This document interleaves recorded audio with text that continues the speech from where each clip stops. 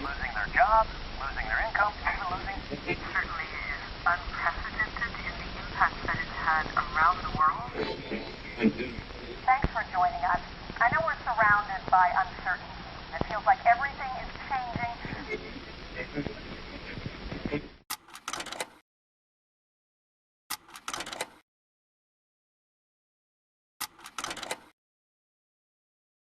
Julian Huxley once wrote that the basic elements in cultural transmission and transformation are psychological.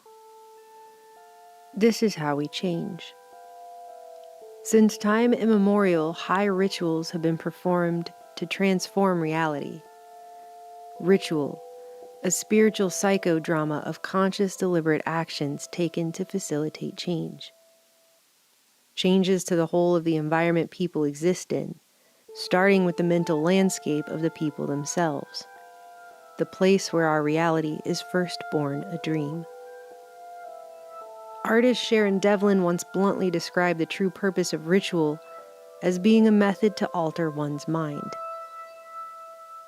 It's a sacred drama in which you are the audience as well as the participant, and the purpose of it is to activate parts of the mind that are not activated by everyday activity, she said. The mechanics of change through mechanism, a rhythm to sync to, merge and flow with, a magnetic draw drawing one down the path toward transmutation. Rituals are vehicles driving home those ideas. The information, the data, the symbols, which upon transmission create the language by which new society members communicate after they are initiated.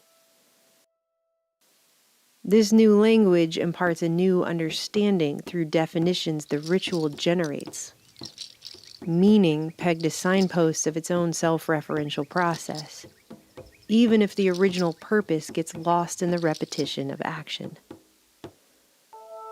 A ritual initiation introduces and inducts one into the way, a new way of life or worldview, a program to guide beliefs and actions, enabling the initiate to become a full and true member of the new society. Note that ritual is not always a conscious action. Not everyone partaking in a ritual is always made explicitly aware that they are participants. And yet still, new patterns of thought, of significance, are drummed in, conscious or not. Ladies and gentlemen, this commercial is going to use subliminal advertising. An initiation ritual typically involves 3 stages. See if any of this sounds familiar to you. Because this is going to be transformative. First, isolation for purification. The initiate is separated from the mundane. Did you know mundane means of the world? Your school has been canceled, social events have been postponed. The initiate is largely removed from the otherwise familiar persons, places, and things one is used to, in order to be cleared of them. Stay home. Protect yourselves. Protect our system. Stay home. Everyone must stay at home. We have to stay home because if we don't, stay home, stay safe. Detached and insulated. Purged. Purified. An extraordinary time when we have to stay home. We have to stay physically distant from the ones we love. How we can change our day-to-day life to avoid direct face-to-face contact. Try and keep yourself away from people as much as possible. An essential element of this separation from one's typical environment is the suspension of the normal rules of living that one is used to. The normal way. Normality, as it was before, will not come back. Much of the initiate's senses will be commanded and regulated at this time. In other words, the majority of what the initiate sees, hears, smells, touches, and tastes, if directly related, is deliberately controlled. These senses may be bombarded, modified, limited, or deprived. But regardless, perceptions and experiences are ultimately overseen by the high priests and priestesses directing the ritual's performance, enabling new light to shine through a newly opened window of thought. Every generation has a higher purpose. Ours is to stay home. With nowhere else to go except where allowed, the insulated, isolated initiate may be forced to confront his or her own reflection, and inner shadows that have been ignored or buried somewhere deep beneath the average day-to-day suddenly become unavoidable. Triggers detonated. Another purge. Just as they involve surrender, initiation rituals may also involve sacrifice. Both the tangible that can be held in a hand and the intangible, such as behaviors, may be given up by requirement. This forces us to change our routines, lifestyles and habits, and many will be desperate for life to go back. After all, for something to be given, something must also be taken.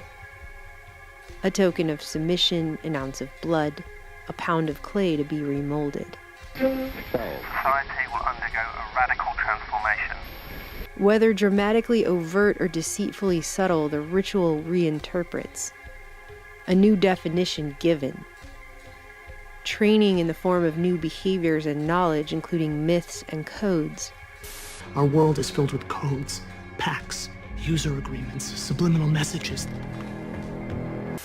Necessary for new members to function properly in the society they are being inducted into, are all imbued at this time. Repetition is typical, as its use helps hammer the spell home.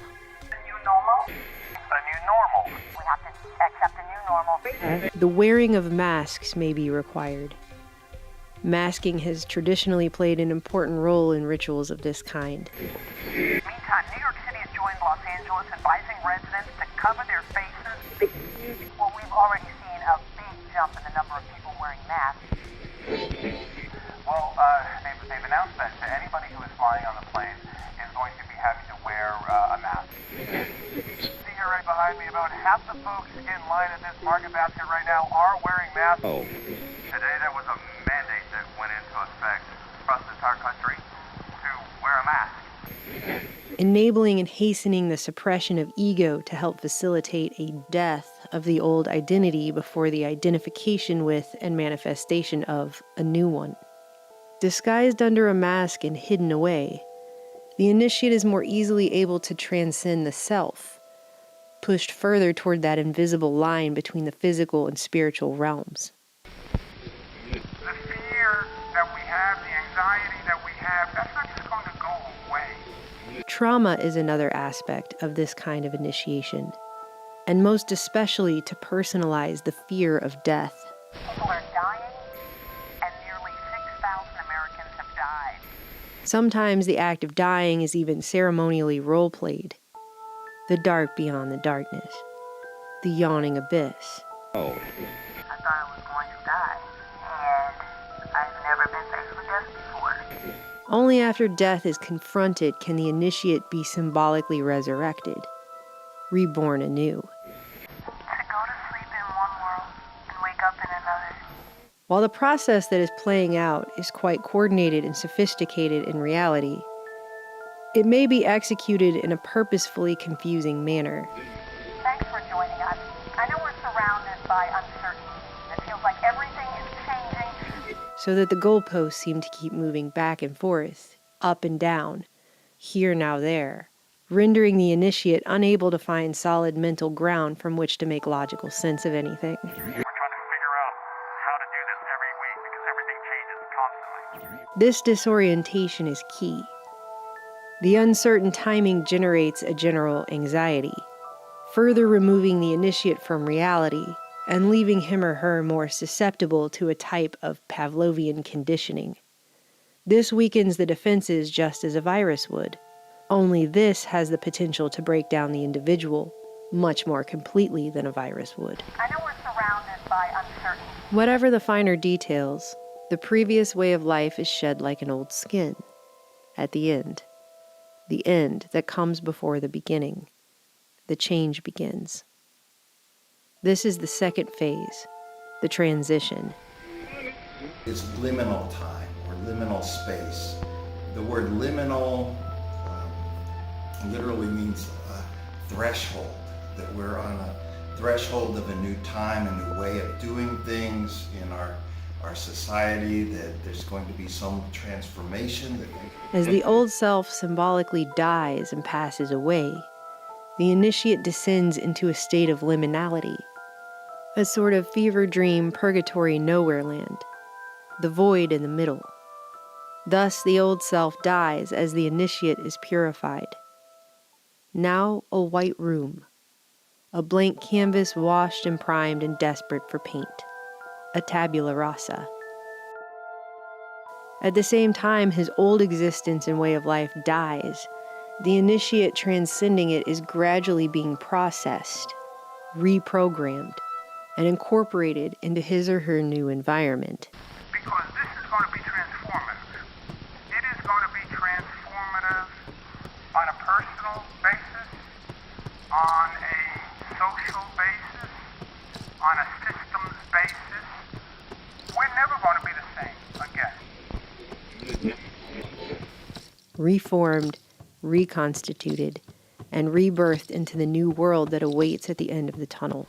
As a society, beyond just this immediate situation, we should start looking forward to understand how this experience is going to change us, or how it should change us.